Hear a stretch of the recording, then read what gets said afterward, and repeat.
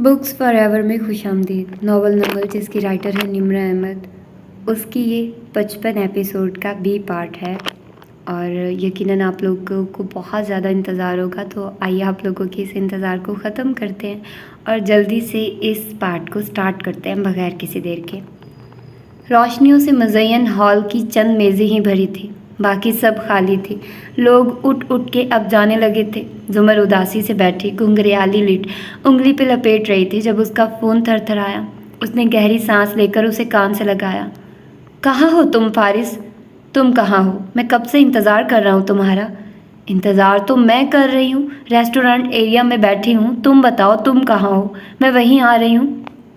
ओह, मैं समझा अभी तुम पहुंची भी नहीं होगी। मैं ऊपर हूँ, 5th फ्लोर पे, रूम नंबर 507 में। तुम उधर ही आ जाओ, हमारा गवाह यहाँ ही है। गवाह? वो पर्स उठाते हुए ठटके, फिर एक नज़र मेज़ पे सजे फूलों को देखा। गवाह से मिलवाना था?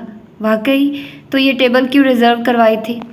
आ जाओ फिर बताता हूँ, जल्दी, वो संजीदगी से कह रहा था। सुमर चेहरे पे खफा से तासुर सजाए फ़ोन कान से लगाए उठी और आगे बढ़ने लगी। वैसे कौन है ये गवाह?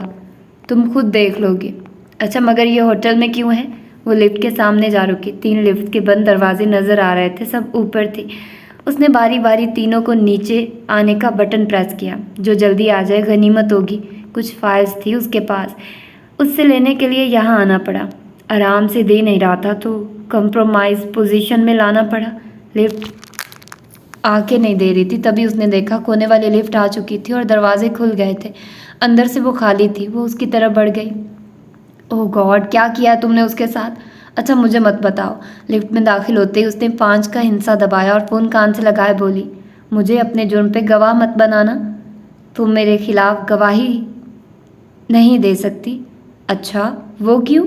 वो मुस्कुराहट दबाए पूछ रही थी। लिफ्ट की दीवार से टेक लगाए खड़े वो किन अखियों से लिफ्ट की 2 मुखालिफ दीवारों को देख सकती थी जो आईने से ढकी थी। दाएं बाएं गोया 2 बड़े बड़े आईने लगे हों। पीछे की दीवार लोहे की थी। भाई तुम मेरी बीवी हो और स्पोजल प्रिविलेज के तहत तुम मेरे खिलाफ गवाही नहीं दे सकती।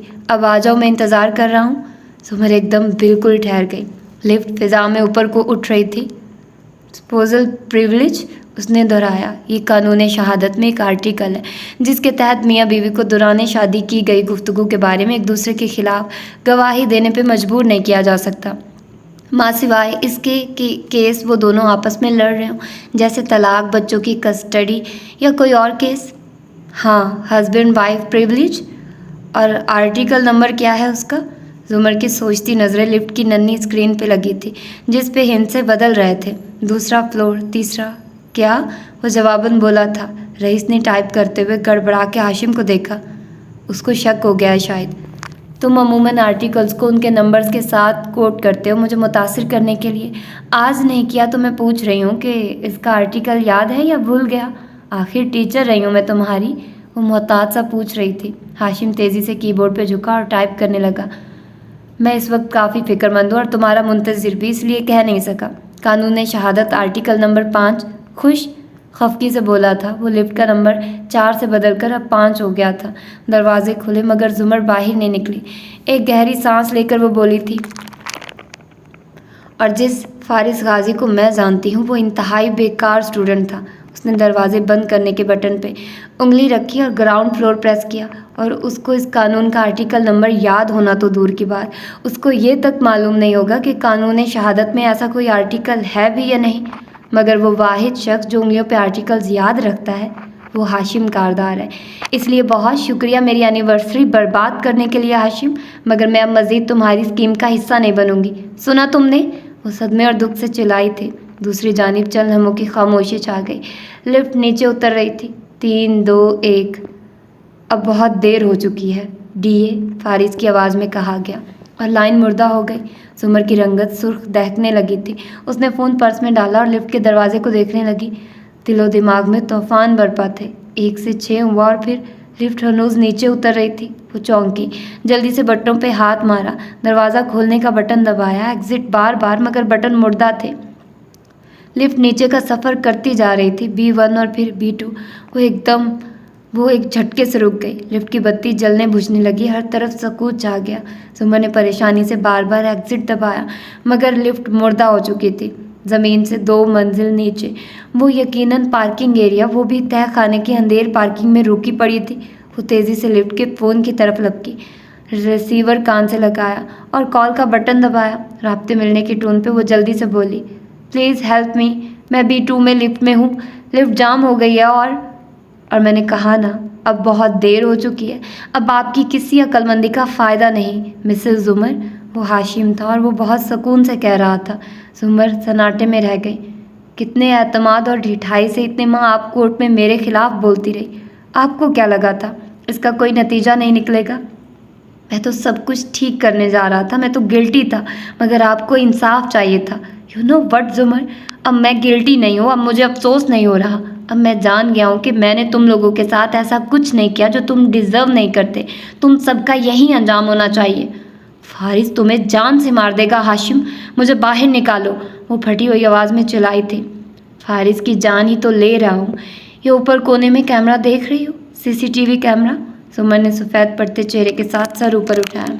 इसमें तुम्हारी फुटेज बनती जाएगी। तुम्हें मरने में अभी 1 या सवा 1 घंटा लगेगा। तुम्हारे मरने के बाद मैं ये फारिस को दे दूँगा। वो इसे रोज़ देखेगा और वो इसको देख देख के पागल हो जाएगा, मगर अब मुझे अफसोस नहीं होगा, वो इसी काबिल है। अल्लाह पूछेगा तुमसे हाशिम। उसने रिसीवर वापस पटका और अपना मोबाइल निकाला। मोबाइल पे नो सिग्नल्स नज़र आ रहा था। वो उसकी सिम को डिसेबल कर चुके थे। उसने वापस भेजने की कोशिश की, इमरजेंसी कॉल करने की कोशिश की, सब बेसुध। मोबाइल नकारा हो चुका था। वो उसे पर्स समेत नीचे फर्श पे रखे दरवाजे तक आई और उसे पीटने लगी। कोई है? हेल्प मी, कोई है? मुझे बाहर निकालो। दोनों हाथों से वो बार बार दरवाज़ा बजा रही थी, बुलंद आवाज़ में चिल्ला रही थी, मगर कोई जवाब नहीं आ रहा था। हर तरफ हू का आलम था। अंधेर सुनसान पार्किंग एरिया में सतह ज़मीन से कहीं फुट अंदर आइनों से ढके एक डब्बे में वो मकीद थी और इससे 2 मंजिलें ऊपर ज़मीन पर टहलते लोगों को मालूम भी ना था कि वो यहाँ है। कोई है? प्लीज़ मुझे कोई बाहर निकाले। घुटन से उसको पसीने आ रहे थे, उसका सांस बोझल हो रहा था, मगर वो पूरी कुव्वत से चिल्ला रही थी। आंख से आंसू टूट टूट कर गिरने लगे थे। फारिस आ जाओ, प्लीज़ आ जाओ, फारिस प्लीज़। आवाज़ डूब रही थी, दिल डूब रहा था। वो अभी अभी घर आया था और हनीन जो उसे बता रही थी वो उसके कदमों से ज़मीन खींच लेने के लिए काफ़ी था। लम्हे भर में जहन में सारे पज़ल के टुकड़े आपस में मिल गए थे। शहरी, पुलिस, उसका नो सिग्नल देता फ़ोन। वो बेख्तियार बाहर को भागा। फ़ोन ऑन करके देखा तो अब सिग्नल आ रहे थे।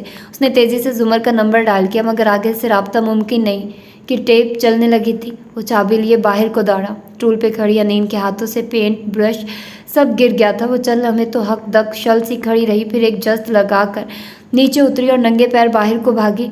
मामू रुकिए, मेरी बात सुनिए। वो कार का दरवाज़ा खोल रहा था जब वो तेज़ी से आई और उसका बाजू थाम लिया। हटो सामने से हनीन। उसका चेहरा सफ़ेद पड़ रहा था, पूरा जिस्म पसीने में नहा रहा था और यूँ लगता था गोया जान निकल रही हो। आप कहाँ जा रहे हैं? ये सब हाशिम ने किया, मैं उसे जान से मार दूंगा। वो घर आया था, क्या उसको नहीं पता होगा कि आप यही करेंगे? अगर ये सब उसी ने, यकीनन ये सब उसी ने किया है, तो वो आपके इंतज़ार में होगा। वो आपको नुकसान पहुंचा सकता है। वो कहने के साथ रो भी रही थी। अभी तक उसकी कुहनी थाम रखी थी। तुम्हारा दिमाग दुरुस्त है, ज़ुमर मुश्किल में है, ज़ुमर ठीक नहीं है, और तुम कहती हो मैं हाथ पे हाथ रख के बैठा रहूं? हटो।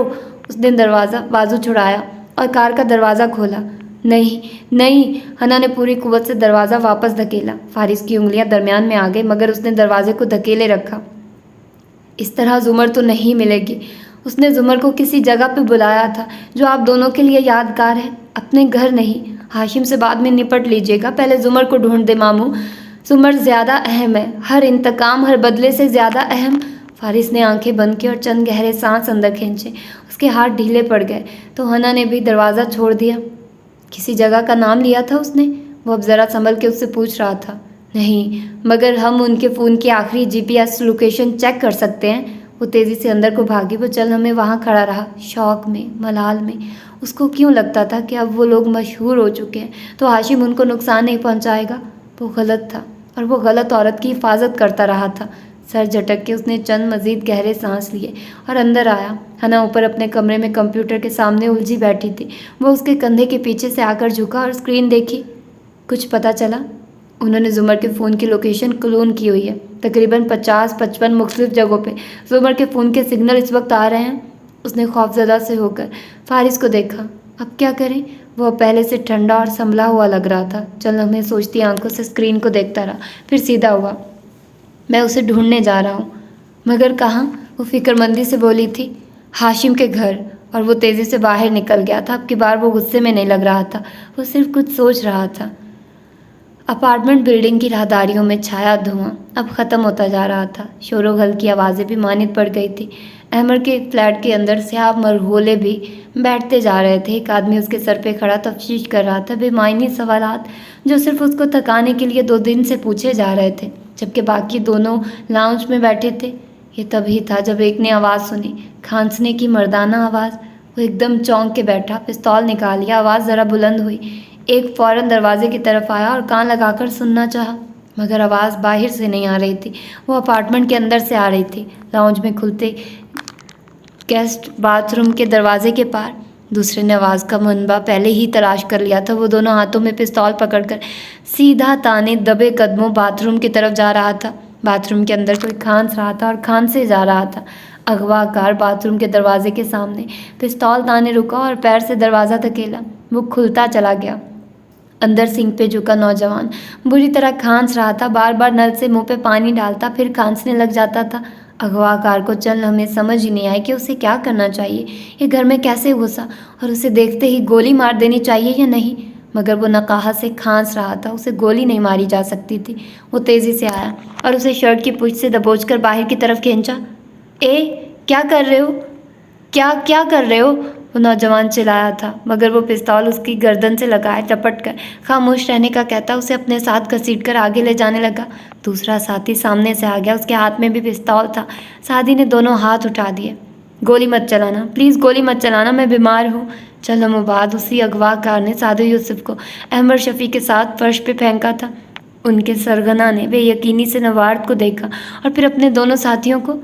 ये कौन है? और अहमद ने उससे ज़्यादा बेयकीनी से उसे देखा था। ये धुएं के साथ अंदर आ गया तो वही है जिसको इसने 2000 रुपये दिए थे। सरगना का चेहरा गुस्से से सुर्ख हुआ। उसने गिरेबान से पकड़कर सादी को खड़ा किया और उसकी आंखों में देख के घर आया। कौन हो तुम? सादी ने बारी बारी उन तीनों के चेहरे देखे।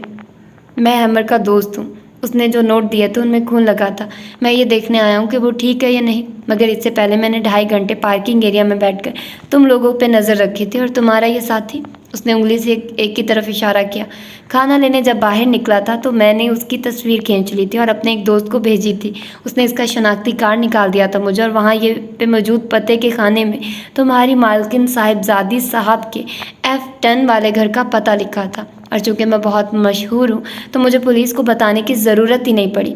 मैं एक न्यूज़ एंकर को कह आया हूँ कि अगर मैं 1 घंटे तक उससे रब्ता ना करूँ तो वो चैनल पे चला दे कि साहिबजादी साहिबा ने मुझे अगवा करके मार दिया है। मरने से पहले कातिल का नाम बता देना कानूनी तौर पे बहुत अहमियत रखता है ना? इसलिए तुम्हारे पास 1 घंटा है। हम दोनों को अपनी मालकिन के पास ले चलो और मुझे उनसे बात करने दो, ठीक? संजीदगी से कहते झटके से गिरेबान छुड़ाया। वो तीनों ड्राइवर और गार्ड लेवल के गुंडे एक दूसरे को तकने लग गए थे। फिर एक आगे बढ़ा और उसके हाथ पीछे मुड़े। सादी ने मज़ाहमत नहीं की, चुपचाप खुद को बंधवाता रहा। फिर वो तीनों तेज़ी से बाहर निकल गए। अहमद अभी तक बेयकीनी से उसे घूर रहा था। और तुम पुलिस को, फारिस को, किसी को नहीं लेकर आए? कोई असला, कोई चीज़ साथ नहीं लाए? रिलैक्स, मैं अपनी ज़बान साथ लाया हूँ, वो उसे तसल्ली दे रहा था। लानत है तुम पे सादी, वो हमें मार देंगे, वो दबा दबा सा चिल्लाया था। बेफिक्र रहो, मुझे अगवा होने की आदत है। मेरा तजुर्बा इस फील्ड में तुमसे ज़्यादा है, इसलिए चुप करके इंतज़ार करो। कहने के साथ उसने घड़ी को देखा। वो अब भी टिक टिक कर रही थी। लम्हा लम्हा रेत की मानित फिसल रहा था। जुमर लिफ्ट में इधर उधर टहल कर दरवाजे पे हाथ मार मार के अब थक चुकी थी। वो दरवाजे के बिल्कुल साथ ठंडे फर्श पे अकड़ू बैठ गई थी और बाजू घुटनों के गिर्द लपेट लिए थे। ज़रा ज़रा वक्फे से वो मुट्ठी से दरवाज़ा बजाती थी। कोई है? खोलो इसे, मुझे बाहर निकालो। आवाज़ बैठ गई थी और आंसू चेहरे पे लड़क लड़क कर खुश्क हो चुके थे और अपने निशान छोड़ गए थे। वो बार बार ज़हन से अपने दमे के ख्याल को झटकती थी। हाँ, उसे दमा था, मगर आज वो कोई अटैक खुद पे नहीं होने देगी। वो चंद घंटे गुजारा कर लेगी और सुबह तक कोई उसे निकाल ही लेगा। हाशिम उसकी मौत को हासाती दिखाना चाहता है तो अब बम से तो नहीं उड़ाएगा ना उसे। बस चंद घंटे और। टिप टिप कोई अजीब सी आवाज़ थी जिस पे उसने चौंक के गर्दन घुमाई। आगे पीछे दाएं बाएं हर तरफ देखा, ये किस शय की आवाज़ थी। फिर गर्दन उठाई तो मुंह खुल गया। लिफ्ट के ऊपर किसी नन्हे से सुराख से पानी की बारीक सी धार नीचे गिर रही थी। सुमर की निगाहों ने धार का नीचे तक ताक़ुब किया। वो लिफ्ट के फर्श पे पानी गिरा रही थी। 1 घंटा लगेगा तुम्हें मरने में। उसके रोंगटे खड़े होने लगे। 1 घंटे में वो लिफ्ट पानी से भर जाएगी। वो उसे एक जिंदा इंसान का आबे जिंदान बनाने जा रहा था। वो उसे डबो के मारना चाह रहा था। ओह खुदाया!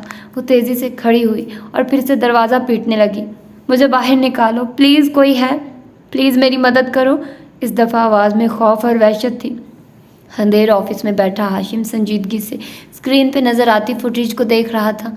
पानी फर्श को गीला करना शुरू हो गया था और वो लड़की अब बदहवास हो रही थी। लेकिन फिर ये मरने का कितना शानदार तरीका होगा।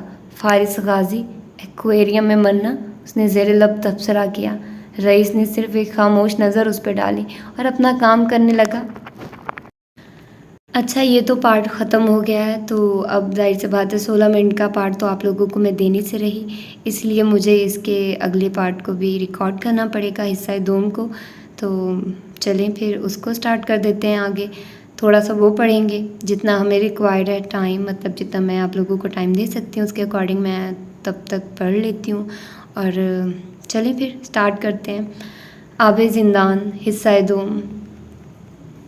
मोर चाल पे रात तवील होती जा रही थी। हर तरफ हू का आलम था। ऐसे में हनीन बेचैन सी दाएं से बाएं लाउंज में चक्कर काट रही थी। दीवार पे आबशार की सूरत, बहते पेंट और फर्श पे लड़के नन्हे ब्रश और डब्बे से बेनियाज। वो बार बार घड़ी देखती थी। फारिस कहाँ है, जुमर कहाँ है, यही 2 सवाल पिछले पौन घंटे से हर तरफ गूंज रहे थे। और अब एकदम बिजली का एक कोंदा सा जहन में लपका। सादी कहाँ है? वो तेज़ी से ऊपर भागी, उसका कमरा खोला। खाली अंधेर कमरा। वो खिड़की तक आई और पर्दे सिरकाए। नीचे पोर्च में उसकी कार भी नहीं थी। कहाँ गया वो? कब से घर नहीं आया? उसे एहसास क्यों नहीं हुआ? वो वहीं खड़ी जल्दी जल्दी उसे फ़ोन मिलाने लगी। घंटी जा रही थी और जाती जा रही थी, मगर जवाब न दारुद। उसे अब नई परेशानी ने आन घेरा था।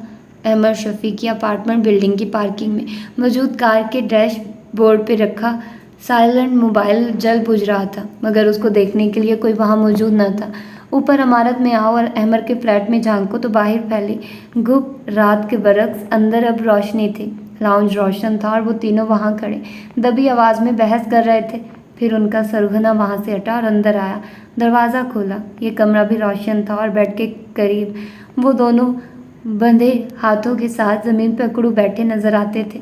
आहट पे दोनों ने सर उठा के उसे देखा। फिर तरोताज़ा चेहरे और छोटे घुंघराले बालों वाला लड़का बोला, 15 मिनट गुजर चुके हैं। पौन घंटे में यहाँ पुलिस आ जाएगी, रिपोर्टर्स अलग होंगे, हो सकता है इससे भी जल्द आ जाए। मेरी बात करवाओ ना अपनी मालकिन से।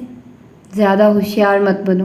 करीब के किसी थाने में तुमने रिपोर्ट नहीं दर्ज की, कोई पुलिस नहीं आ रही, हमने पता करवा लिया है, वो नखवत से बोला था। अमर ने बेख्तियार सादी का चेहरा देखा, मगर सादी हैरान नहीं हुआ था। मैं तुम्हें पकड़वाना नहीं चाहता, बस तुम्हारी मालकिन से बात करना चाहता हूँ। उनसे बात करवा दो हमारी, या हमें उनके पास ले चलो पुलिस के आने से पहले। कह रहा हूँ ना, हमने पता करवा लिया है, कोई पुलिस नहीं आ रही। अब तुम सीधी तरह बताओ तुम्हारे यहाँ आने का मकसद क्या है? वो उसके सर पे खड़ा होकर घर आया। अहमद ने फिर सादी को देखा, अब की बार गुस्से से।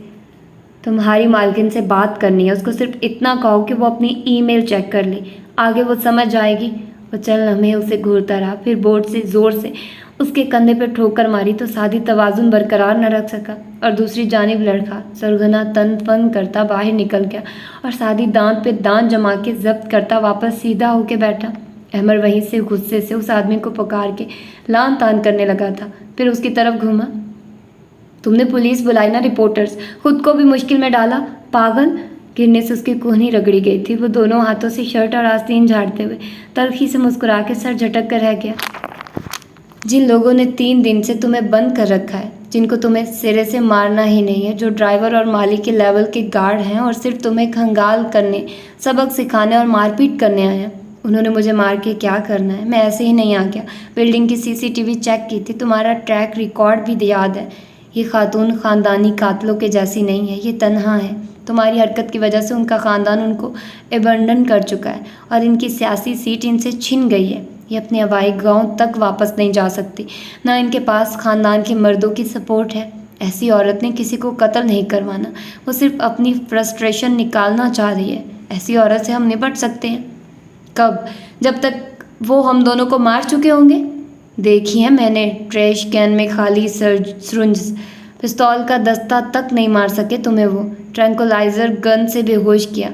ये कातिल नहीं है, डिप्रेशन की मारी हुई औरत के अहकामात की वजह से फंसे हुए हैं। मैं तुम्हें सिर्फ निकालना नहीं चाहता, इस मसले को हमेशा के लिए ख़त्म करना चाहता हूँ।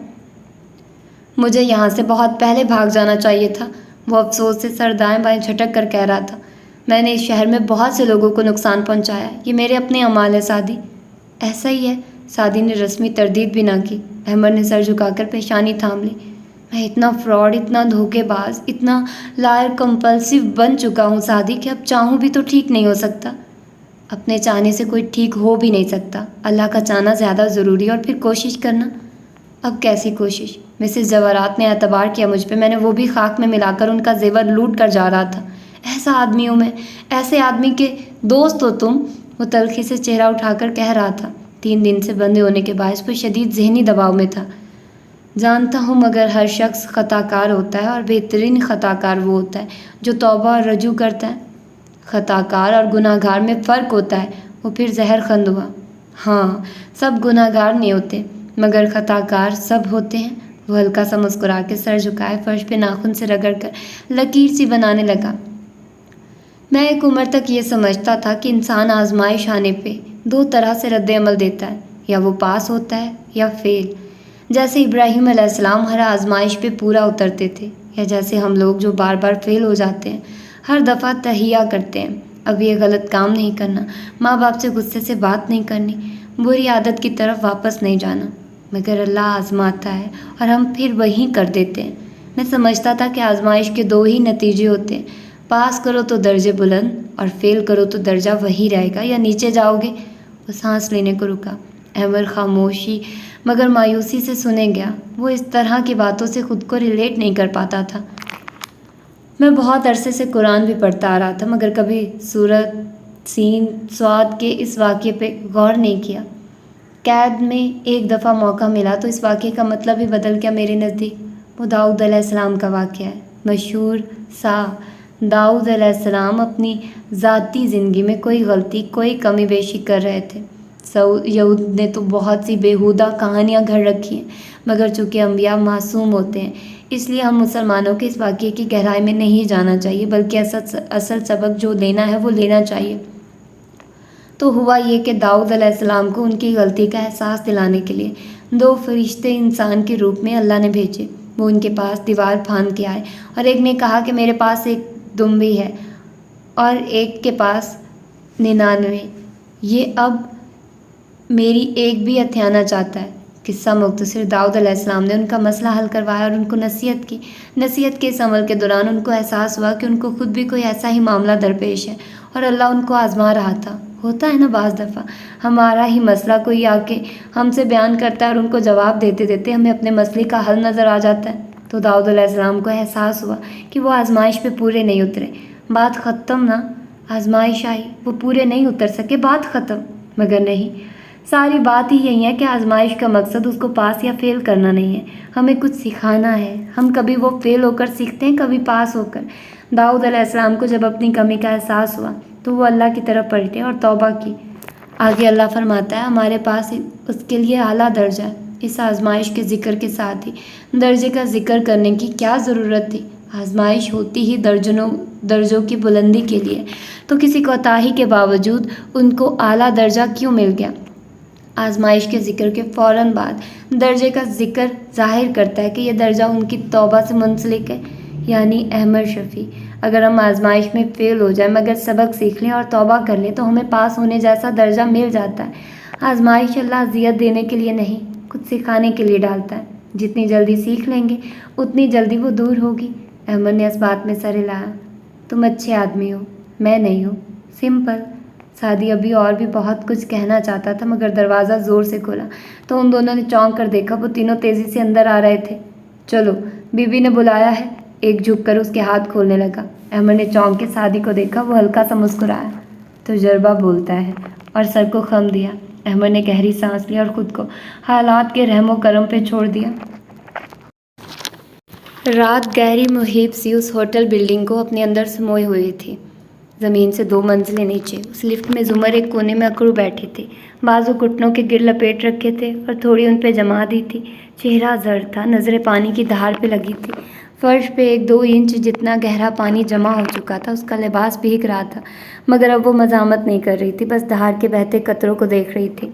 टिप टिप वो गोया उसके दिल पे गिर रहे थे। वो बार बार चेहरे पे हाथ फेरती, नाखून दांतों में दबाती। वो खौफज़दा थी, हरासा थी, समझ नहीं आ रहा था क्या करे। कोई ऐसी शय ना थी जिसके सहारे वो ऊपर चढ़ जाती और अंग्रेज़ी फिल्मों की तरफ लिफ्ट का ढक्कन खोल लेती। वो बस साकिन बैठी थी, सांसें गिन रही थी। कसरे कारदार इस वक्त रात की तारीकी में डूबा था। कहीं कहीं मध्यम बत्तियाँ जलती दिखाई दे रही थी। फारिस सड़क पे रुकी कार के साथ खड़ा था और बार बार घड़ी देख रहा था। चेहरा सपाट और सरसा था। दफतन गेट खुला और कोई बाहर आता दिखाई दिया। ट्राउज़र और शर्ट पे मलबूस, नींद से पूरी आंखें लिए नौशेरवा इधर उधर देखता सामने आया और हैरत से उसे देखा। फियोना ने मुझे उठाया कि फारिस तुम इधर क्या कर रहे हो?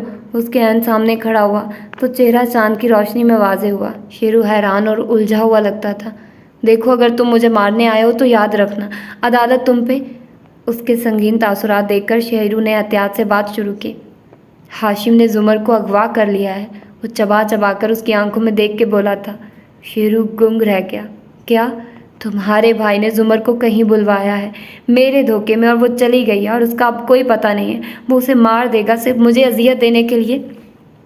तुम्हें कोई गलत फहमी हुई है, तुम लोग मशहूर हो। हाशिम भाई कभी। फारिस ने झटके से उसको गिरेबान से पकड़ा और गाड़ी से लगाया। बकवास बंद करो, मुझे बताओ वो कहाँ है। वो एकदम उस जहारियत पे डर गया था। मुझे नहीं पता, मुझे सच में नहीं पता। फारिस ने झटके से उसको छोड़ा।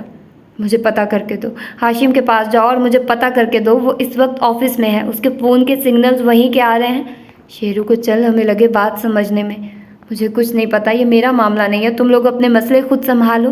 अब के वो दरश्ती से हाथ झला के बोला था। नौशेरवा, फारिस ने बहुत जब्त से उसको मुखातिब किया। तुमने अगर कुछ ना किया तो वो मर जाएगी। वो मुझे कोर्ट में प्रोसिक्यूट कर रही है, उनकी वजह से मैं मरने जा रहा हूँ। मैं उनकी मदद क्यों करूँगा? और तुम्हें क्या लगता है मैं भाई को धोखा दूंगा और तुम्हारे साथ मिल जाऊंगा तो भाई मुझे छोड़ देगा? भाई मुझे जान से मार देगा। वो बदहमी से बोला और सर झटक कर वापस गेट की तरफ बढ़ गया। अगर आखिर में तुमने मरना ही है तो किसी के इक़दाम कत्ल के जुर्म में मरने से बेहतर किसी की जान बचाकर मरना नहीं है क्या? उस अंधेरी रात सड़क पे आगे बढ़ते शेरू के कदम जंजीर हुए। वो बिल्कुल सुन रह गया, गोया पत्थर का हो गया हो। अगर तुम्हें मरना ही है तो क्या तुम किसी लूज़र की तरह मरना चाहते हो? क्या तुम सारी उम्र एक लूज़र रहोगे, या तुम वाकई अपने नाम जैसे बनना चाहते हो? क्या तुम नौशेरवा हीरो, सुपर हीरो की तरह मरना चाहोगे? शेरू, अगर मरना ही है तो क्या तुम उस जुमर के लिए मरना चाहोगे जिसने तुम्हें तुम्हारे कॉम्प्लेक्सेस से निकाल कर दुनिया के सामने उठ खड़ा होना सिखाया? क्या तुम उस जुमर को बचाने के लिए कुछ करना चाहोगे जो इस सब में तुम्हारे केस की वजह से फंसी हुई है? किसी ख्वाब, किसी कैफियत में नौशेरवा उस तरफ वापस घूमा। टकर टकर वो फारिस का चेहरा देखे क्या, जो इस वक्त बहुत दुखी नज़र आ रहा था। चांदनी ज़दा अंधेर माहौल में उदासी का रंग गहरा होता गया और नौशेरवा औरंगज़ेब कारदार ने खुद को कहते सुना, मुझे क्या करना होगा? 2 ऑप्शन है तुम्हारे पास। वो चंद कदम तय करके उसके सामने, बिल्कुल सामने आ खड़ा हुआ तो शेरू ने देखा उसकी आंखें सर्द तपिश से भरी थी और चेहरे पे बला की सख्ती थी। या तो मैं तुम्हें गन पॉइंट पे अपने साथ ले जाऊं और हाशिम से कहूं कि वो जुमर को छोड़ दे, वरना मैं तुम्हें मार दूंगा। तुम मुझे अगवा करके नहीं ले जा सकते। वो शशदर सा बोला तो आवाज़ हलक में फंसी। ले जा सकता हूँ मगर लेकर नहीं जाऊँगा, क्योंकि हाशिम फिर भी उसे मार देगा। कोई भी मगवी को ज़िंदा वापस नहीं करता कि वो जाकर पुलिस को बयान दे दे, और बदले में मुझे तुम्हें मारना पड़ेगा, और जुमर ये कभी नहीं चाहेगी। इसलिए दूसरा रास्ता ये है कि तुम मेरी मदद करो, हाशिम के पास जाओ और पता चलाओ कि वो किधर है। मुझे उस जगह का बताओ और फिर मैं उसे वहाँ से निकाल लाऊंगा। नौशेरवा, तुम्हारे पास कोई तीसरा रास्ता नहीं है, क्योंकि अगर हाशिम ने उसे नुकसान पहुँचाया तो खुदा की कसम मैं तुम्हारे इस महल को आग लगा दूंगा। वो गुस्से से बोल रहा था, उसका चेहरा अजियत से पुर था। शेरू उसे यकटिक देखे गया। फैसला करना ज़्यादा मुश्किल न था। हाशिम कारदार के ऑफिस में नीम अंधेरा था। 2 कंप्यूटर्स की स्क्रीन रोशन थी और हाशिम टेक लगाए बैठा सर्द मोहरी से उस स्क्रीन को देख रहा था जिसमें वो लिफ्ट के कोने में बैठी दिखाई दे रही थी, खौफजदा, सहमी हुई, पानी से भीगती। उसके पांव तकरीबन डूब गए थे। मोबाइल घुटनों के गिर्द लिपटे हाथों में पकड़ रखा था और पर्स भीगने से बचाने को घुटनों में दे रखा था। सर, पानी का फ्लो ज़्यादा नहीं होना चाहिए, इस तरह तो उसे डूबने में घंटा लग जाएगा। रईस ने उसे पुकारा। हाशिम ने दाएं बाएं नफ़ी में सर हिलाया। इसी तरह चलने दो, ये ज़्यादा दिलचस्प है। मैं बाद में ये वीडियो फारिस को दिखा कर पागल करना चाहता हूँ। वो महजूज होता नज़र नहीं आ रहा था, बस पुरतपिश निगाहें स्क्रीन पे गाढ़े हुए था। इंतकाम की आग थी कि बुझाए न बुझती थी। दरवाज़ा खुलने की आहट पे हाशिम ने सर उठाया, फिर लोगों पे तल्ख मुस्कुराहट आ ठहरी। चौखट में आबी खड़ी थी, हैरान उलझी हुई। हाशिम, क्या हुआ है? फारिस कहाँ है? वो एकदम अंदर आई, हाथ हनूज डोर नॉब पे था। रईस उठा और एक कुर्सी उठाकर सामने रखी, गोया उसे बैठने का इशारा किया। हर हरकत, हर जुम्बिश गोया तयशुदा थी। वो उलझन से उन दोनों को देखे गई। आओ रेड, तुम्हारे लिए तो सजाई है ये बसात। तुम भी तो देखो कि वो कितना जरी मर्द है। वो मुतहैर सी खड़ी रही। नीम अंधेर ऑफिस, कोने में ऊंची मेज़ पे रखा रोशनियों से जगमगाता एक्वेरियम, स्क्रीन्स की नीली रोशनी से दमकते हाशिम और रईस के चेहरे। माहौल अजीब पुरस्रार सा था और आबी के कदम जम गए थे। फिर बदिक्कत वो आगे बढ़ी, कदम कदम उठाती हाशिम के करीब आ खड़ी हुई, चेहरा स्क्रीन की तरफ मोड़ा, आंखें अचंभे से सुकड़ी। ज़रा झुक कर देखा। ये कौन है? देखो, वो अपनी औरतों की हिफाजत नहीं कर सकता। सुमर एक लिफ्ट में कैद है और वो लिफ्ट जल्द एक्वेरियम बनने जा रही है, मगर वो इसकी हिफाजत नहीं कर सका। मैं चाहता हूँ कि तुम यहाँ बैठो और मेरे साथ ये तमाशा आखिर तक देखो।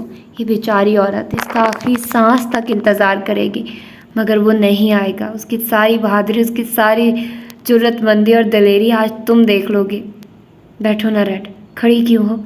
आबदार की नज़रें स्क्रीन पर साकिन हो चुकी थी, गोया पुतलियाँ हरकत करना भूल गई हों। बदिक्कत उन बेयकीन नज़रों का रुख उसने हाशिम की तरफ फेरा।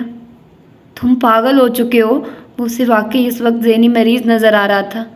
अजीब बात है रेड, मगर पागलों ने इस दुनिया को कभी नुकसान नहीं पहुंचाया, ज़हीन लोगों ने पहुंचाया है। सारे बम, सारे हथियार, सारी जंगें, ये सब ज़हीन लोगों के जहनों की कारस्तानी है। बैठो और तमाशा देखो। वो शल सी कुर्सी के किनारे बैठी, लब अध खुले थे और स्क्रीन पे जमी आंखें पलक तक न झपक पा रही थी। तुम उसके साथ ये क्यों कर रहे हो? तुम्हारे फैसले आसान करने के लिए, उसकी असलियत तुम्हें दिखाने के लिए।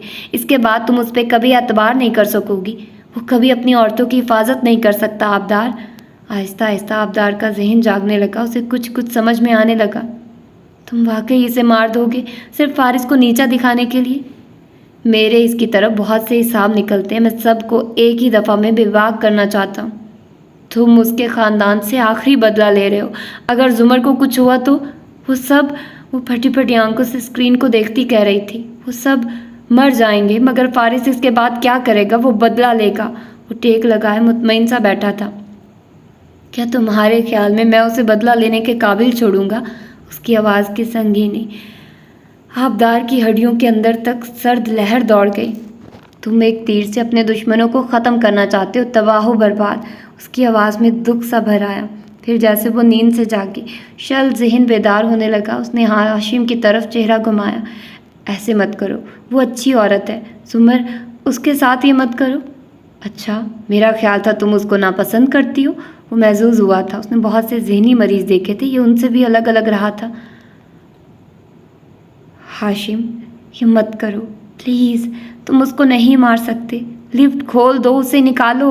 वो मिन्नत करने के अंदाज में आगे बढ़ी कि खुद की बोर्ड पे कुछ दबाए। उसे नहीं मालूम क्या, मगर कुछ दबा दे। लेकिन हाशिम ने कोहनी से पकड़कर उसे वापस कुर्सी पे बिठाया। आराम से बैठो। वो घर आया था और वो सहम गई, तनफ्फुस तेज़ हो गया। हाशिम प्लीज़, फंसी फंसी सी आवाज़ हलक से निकली, आंखों में आंसू आ गए। इसे छोड़ दो, ये तो तुम्हारे फारिस गाजी पे मुनहसर है। कहाँ है वो आबदार? क्यों नहीं आया वो?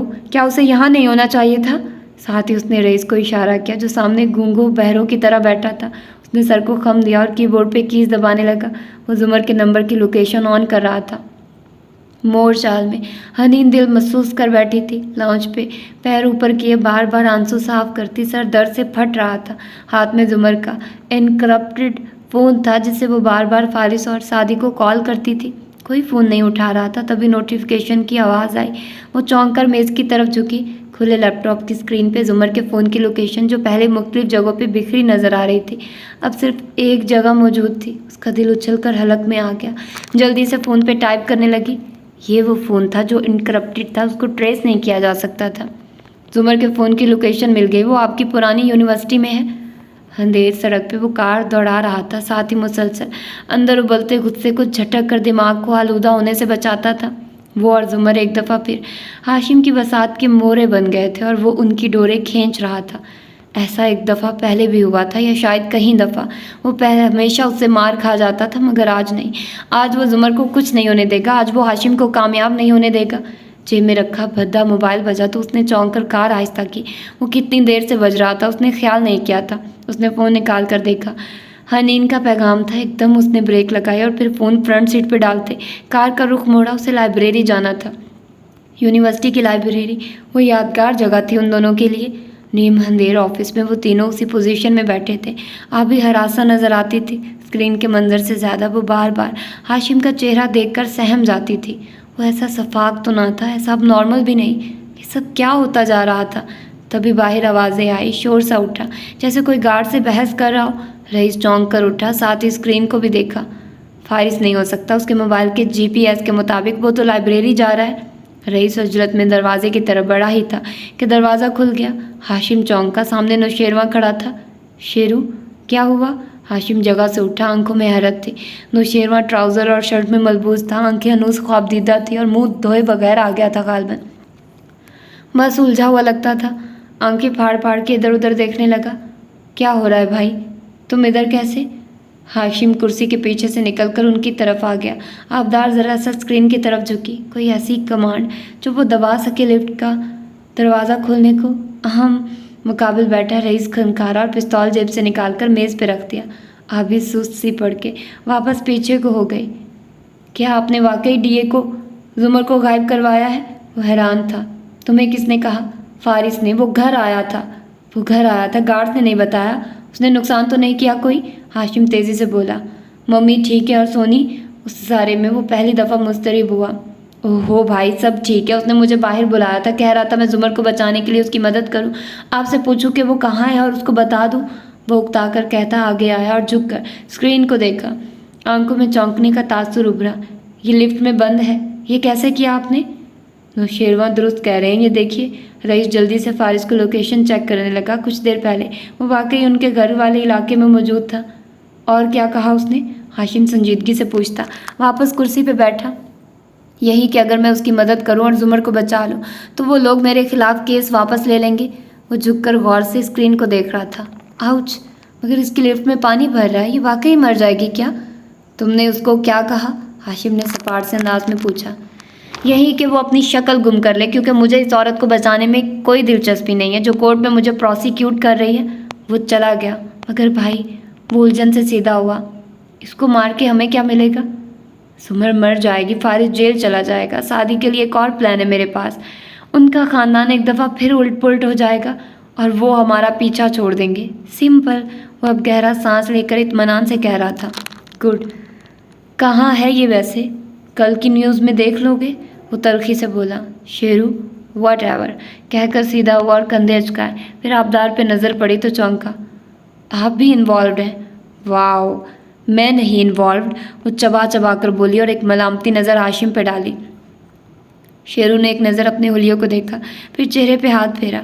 मैं ज़रा फ्रेश हो लूँ, ज़रा सा कस्या कर बोला। बिल्कुल। हाशिम ने एक नापसंदीदा निगाह उस पर डाली। शेरू बाहर निकल गया, राहदारी अबूर की और अपने पुराने ऑफिस में आया।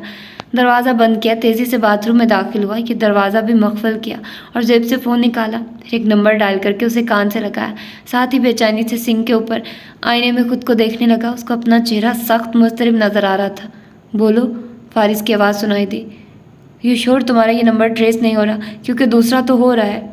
ये नहीं हो सकता। तुम बताओ वो क्या जो मैंने कहा था। हाँ मैं ऑफिस आया हूँ, भाई को बताया तुम्हारे आने का, जो तुमने कहा वो भी, मगर भूल जा। इस तरह तो वो मुझ पे शक करेगा। नहीं, ये ज़रूरी था, वरना वो अचानक तुम्हारे बगैर वजह के आने पे शक करता। बताया उसने वो किधर है? नहीं, आबदार भी यही है, किसी हॉस्टेज की तरह। भाई ने जुमर का मुझे नहीं बताया, मगर वो स्क्रीन पे नज़र आ रही है, सीसीटीवी की लाइव फीड में। फारिस ने झटके से ब्रेक लगाए, सारा जिस्म हिल कर दहल कर रह गया। क्या? किधर है वो ठीक है?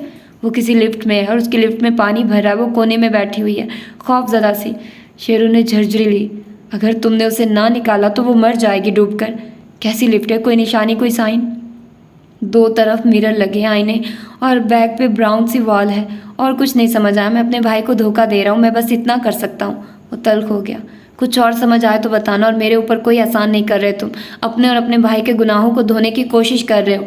वो तल्खी से बोला था और फ़ोन बंद कर दिया। शेरू ने सर झटका, फ़ोन जेब में डाला और मुंह धोने लगा। वो वापस आया तो सब उसी तरह बैठे थे। अभी कह रही थी, मैं इसको पसंद नहीं करती, बिल्कुल भी नहीं, मगर ये वहशियाना सलूक हाशिम, ऐसा मत करो प्लीज़। वो मन्नत कर रही थी। ये सब तुम्हारी वजह से हो रहा है अभी। तुम भी तो देखो कि वो कितना काबिल है। मेरे लिए उसे अपनी उंगलियों पे नचाना कभी मुश्किल नहीं रहा। वो महजूज हो रहा था, मगर वो तो आज़ाद घूम रहा है, हमारे घर तक आ गया। शेरू कुर्सी संभालते हुए बैठा बोला था, वो जुमर को ढूंढ लेगा फिर। हाशिम ने कोफत से उसे देखा। तुम घर जा सकते हो, अब मुझे नींद नहीं आएगी और मैं ये थिएटर मिस नहीं करना चाहता। वो इत्मीनान से रईस के साथ बैठ चुका था। सो फारिस उसे क्यों नहीं बचा सकेगा? सरसरी सा पूछा। क्योंकि सर इसे मिनिस्ट्री के एक ऑफिस से गैर कानूनी तौर पे फाइल्स निकालते हुए गिरफ्तार हो जाना था, मगर रात गहरी होने का इंतज़ार कर रहे थे, मगर वो वहाँ से निकल गया। प्लान बी, वो अब अलमारी लाइब्रेरी जा रहा है, वहाँ पुलिस की एक वैन उसका इंतज़ार कर रही है, वो वहाँ से गिरफ्तार हो जाएगा। शेरू का दिल धक से रह गया। स्क्रीन पे वो फारिस की लोकेशन देख सकता था। जीपीएस सिग्नल सड़क पे आगे जाता दिखाई दे रहा था। नौशेरवा ने बजाहे वाओ कहते पहलू बदला। अब वो कैसे दोबारा अपने ऑफिस जाए और उसे फ़ोन करे? सर आप अपना फ़ोन मुझे दे दें। रईस ने एकदम उसे मुखातिब किया तो वो चौंका। मगर क्यों? क्योंकि आप फारिस से मिलकर आए हैं। वो आपके इल्म में लाए बगैर आपको टैग या बग कर सकता है, और आपकी सिक्योरिटी के लिए मुझे आपके तमाम गैजेट्स लेने होंगे, मिस आबदार का फ़ोन भी। हमने इंटरेस्ट पे रख लिया था। ओके, बज़ाहिर बेपरवाही से कहते हुए उसने फ़ोन मेज़ पे रख दिया। रईस उसे उठाकर बाहर चला गया। वो लॉक था और शेरू कॉल रिकॉर्ड में कटा चुका था। अब नौशेरवा अनदेखी रस्सियों से बंधा हुआ था और फारिस को लाइब्रेरी तक जाते और एक और फंदे में फंसते देखने पर मजबूर था। हाशिम अब स्क्रीन को देख रहा था, इर्द गिर्द से बेनियाज मुंतकिम आंखें गोया स्क्रीन में चुभ रही थी। आभी सदमे और तरहम से जुमर को देख रही थी। गोद में हाथ रखे बैठी वो बेबस नजर आती थी। जुमर उसी तरह लिफ्ट के कोने में बैठी थी, गठरी बने सिमटी हुई। ठंडे पानी में उसका आधा वजूद डूब चुका था, मगर जाए तो जाए कहाँ। सो बैठी रही, पर्स और मोबाइल हाथ में पकड़ा हुआ था। वक्फे वक्फे से दरवाजे पे बंद हथेली मार देती, चंद आवाज़ें भी लगाती, मगर अंधेर पार्किंग एरिया में रात के उस पहर किसी ने नहीं आना था गालबन। सारी ज़िंदगी आंखों के सामने फिल्म की तरह से घूम रही थी, गूंगी बहरी फिल्म, टूटे फूटे सीन। वो फारिस को कितनी अजियत देती थी, उससे कितनी तलखी से पेश आती थी। सारी बुरी बातें याद आ रही थी, सारी अच्छी बातें भूल गई थी। वो मोबाइल रोशन करके देखने लगी। SOS इमरजेंसी कॉलिंग, कुछ भी काम नहीं कर रहा था। उसने गैलरी खोली, अपनी और फारिस की नई पुरानी तस्वीरें देखी। सादी हनीन मोर चाल, उसकी आंखें भीगने लगी। सिग्नल हनूज बंद थे, इमरजेंसी कॉल तक न जाती थी। नोटिफिकेशन बार नीचे किया तो ज़रा ठहरी। वाईफाई का बटन आदतन ऑन था, उसने उसे ज़ोर से दबाया तो वाईफाई का खाना खुल गया। मोबाइल सिरनो करीबी वाईफाई नेटवर्क्स को ढूंढने लगा। जुमर के दिल की धड़कन तेज़ हुई, सर उठा के ऊपर देखा, कैमरा उसे ही देख रहा था। उसने मोबाइल ज़रा तिरछा करके पकड़ लिया। दफतन फ़ोन ने इतला दी, करीब में एक नेटवर्क ऑन था। शायद कोई अपनी कार में कोई 3G डिवाइस रखे हुए था जो ऑन थे और उसके सिग्नल लिफ्ट तक आते थे। उसने दबाया, पासवर्ड। वो कपकपाती उंगलियों से टाइप करने लगी। 1 2 3 4 5 6 7 8, यही सबसे कॉमन पासवर्ड था। गलत निशान उभरा। उसने लब काटते हुए 1 से 9 और फिर 1 से 10 तक गिनती लिखी। गलत। दिल बार बार डूब रहा था, डूब कर उभर रहा था। पानी उसके घुटनों तक आ गया था और आंखों से पानी वैसे भी बह रहा था। पाकिस्तान। उसने दूसरा सबसे कॉमन पासवर्ड टाइप किया। गलत, मगर वो थकी नहीं, बार बार टाइप करती रही अल्फाज हिंद से अपने घर वालों के नाम यूं ही बेकार में। जुमर को ये मालूम नहीं था कि इस वाईफाई का कनेक्शन के नाम में जो 12 हिंद से लिखे थे वही उसका पासवर्ड थे। और ये था इसका आज का पार्ट, जो कि मैंने अगले इस्सा दोम के साथ मिलाकर आप लोगों को सुनाया है। और बहुत ही सनसनीखेज़ एपिसोड थी ये, आई नो, बहुत ज़्यादा। और आप लोगों से इंतज़ार भी नहीं होना कि आगे क्या होना है। और खैर देखते हैं कि आगे क्या होता है। आप लोगों को थोड़ा सा इंतज़ार करना पड़ेगा, 1-2 दिनों का, बस थोड़ा सा लेकिन मैं देखती हूँ, अगर मुझे टाइम मिला तो मैं कोशिश करूँगी कि आप लोगों के लिए रिकॉर्डिंग कर लूँ। आजकल बिल्कुल भी टाइम नहीं है, दिन रात कोई ना कोई काम कर रही होती हूँ मैं। हर्बेरियम शीट्स बनानी है, असाइनमेंट्स लिखनी है, प्रेजेंटेशन, सेमिनार, प्रैक्टिकल, नोटबुक्स, उसका काम करना, साथ में एग्ज़ाम्स, स्टैट, उफ, बहुत कुछ करने के लिए है। तो खैर अपना ढेर सारा ख्याल रखिएगा, मुझे दुआ में याद रखिएगा। मिलते हैं इंशाल्लाह इसके अगले एपिसोड में। अल्लाह हाफिज़।